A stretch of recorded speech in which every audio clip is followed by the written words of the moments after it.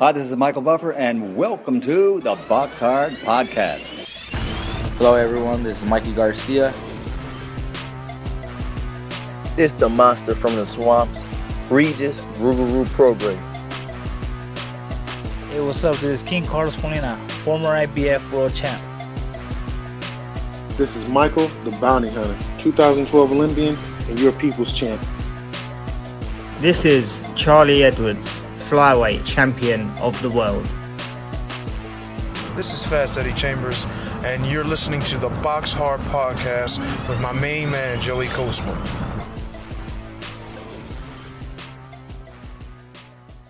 Hello everybody and welcome to episode 482 of the BoxHard Podcast. I'm your host Joey Coastman. I'm not joined this week by former heavyweight world title challenger Mr. Fast Eddie Chambers. I'm not with him. The reason is because there was no point in having Eddie do the show with me this week. This week it truly is going to be bite-sized, and I really mean that. I'm going to dive into the review part. There's just 2 cards to look at, and then there's nothing to preview. There's no news at the moment either. So this is just simply going to be a very, very, very short weekly podcast. And yeah, it's just going to be me reviewing the couple of cards from last week. And then it's going to be the interview with Zach Parker, and then I'll come in with the outro. So like I say, no preview part, no news. I'm going to dive straight into the review part. Like I say, we're going to start here at the X-Post in Cologne, Germany. Over here we saw Tyron Zeuge, former champion, former Zach Parker opponent, move to 29-2 with a draw. He was able to pick up a unanimous decision over 10 rounds at Super-Middleweight against the previously undefeated 6-0 Serhat Parlak, now 6-1. Moving now then to the final card to mention. It took place at the Park Community Arena in Sheffield, Yorkshire. It was live on Sky Sports. Let's touch on the undercard first. Friend of the show, Caroline Dubois, defending her WBC lightweight world title for the first time. It ended up being a technical draw after just 3 rounds. Obviously, the fight came to a premature ending due to a cut over Kamara's left eye from a head clash, an accidental head clash. And also, Jessica Kamara was down in the first round. So it's a bit of a shame for Caroline. She looked like she was about to make a statement. And like I say, a head clash ended up causing the fight to be stopped prematurely. So it's a minor blemish there, really. Caroline Dubois now 10-0 with a draw. Jessica Kamara now 14-4 with a draw. And yeah, I mean, in some ways, I suppose it's a successful defence, really, for Dubois. She obviously keeps the title.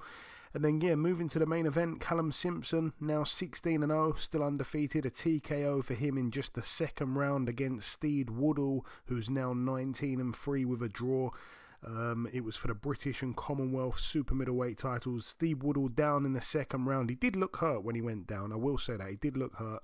He got back up, though, and Simpson started pouring it on, but then the referee jumped in a little bit too soon for anyone's liking, particularly Steve Woodall. He was absolutely fuming. It was a very, very quick stoppage from the referee. You know, I felt like it was a little bit too soon. The commentary team said it straight away. The crowd were booing. Steve Woodall kicked off. Callum Simpson didn't mind, and you know, I think the writing was probably on the wall. But again, lots and lots of things could have changed if he would have weathered that storm, and he wasn't doing too badly at weathering the storm. You know, he seemed like he knew where he was and everything, and it was a little bit of a shame to see that fight end in that manner, particularly because of the Dubois fight on the card as well, ending prematurely, you know, in a unsavoury manner as well. No one's fault in that one, of course, but this one here was a bit of a shame. So I think the pay-him fight fans that turned up in attendance in Sheffield were probably a little bit annoyed there. But anyway, that brings the review part to a close. Like I say, not too much at all to go over. It's now time then for me to welcome this week's special guest. Ladies and gentlemen, please welcome the former number 1 ranked super middleweight in the world. It is, of course, Mr. Zach Parker. Zach, Happy New Year and welcome back on the show, my friend. Yeah, Happy New Year, mate. Good to be back on. Lovely having you back on as always, Zach. So yeah, we last spoke back in February of last year, so it's been quite a while. We spoke just before the Zeuge fight. I was sat ringside in Birmingham for that fight. just briefly on that, bit of a nightmare in the second round. You got back up, you boxed to a decision. What do you make of that fight as a whole now, looking back, Zach? Yeah, obviously, a lot went into it beforehand. He came in 6 pounds heavier than me, and obviously when I'm boiling down to the weight, and he's obviously just full on that, you know what I mean? It changes the fight a lot, but yeah.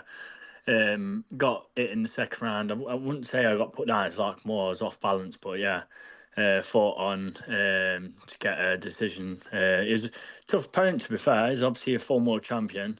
A lot of people wrote him off saying he ain't got nothing left, but he's only lost to Rockerfield, and it shows that he's still getting about, isn't he? So yeah, it's a good learning fight, and yeah, it was a good fight to get a W against the former world champion. Yeah, it was a good learning fight. I think it was just a case of one bad round. Other than that, everything went quite smoothly. After that, last time out, you demolished Jack Arnfield, in all honesty, became the first man to stop him. Was that more of the Zach Parker maybe that can be unlocked? The Zach Parker that we've seen, in the past in flashes? That's it, yeah, definitely.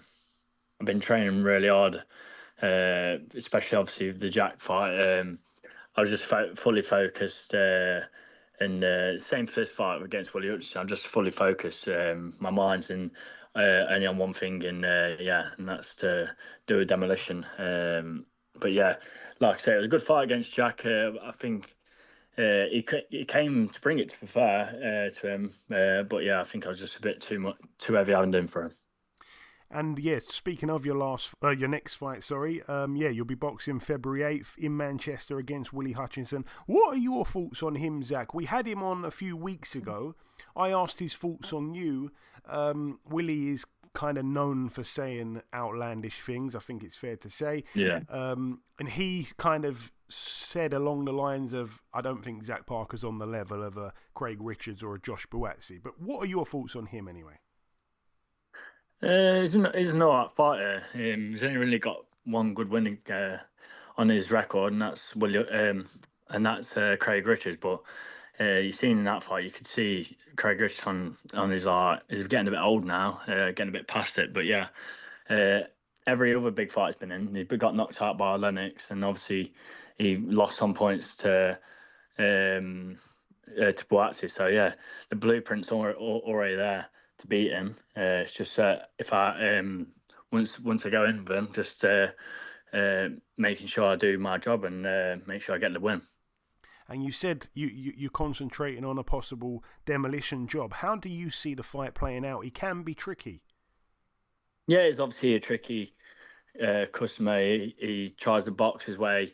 But yeah, I feel like at the minute, at this weight, I'm stronger than I've ever been before, and I'm feeling proper full at the weight now. The last couple of fights been it's still boiling down because I was like 12-2, 12-3.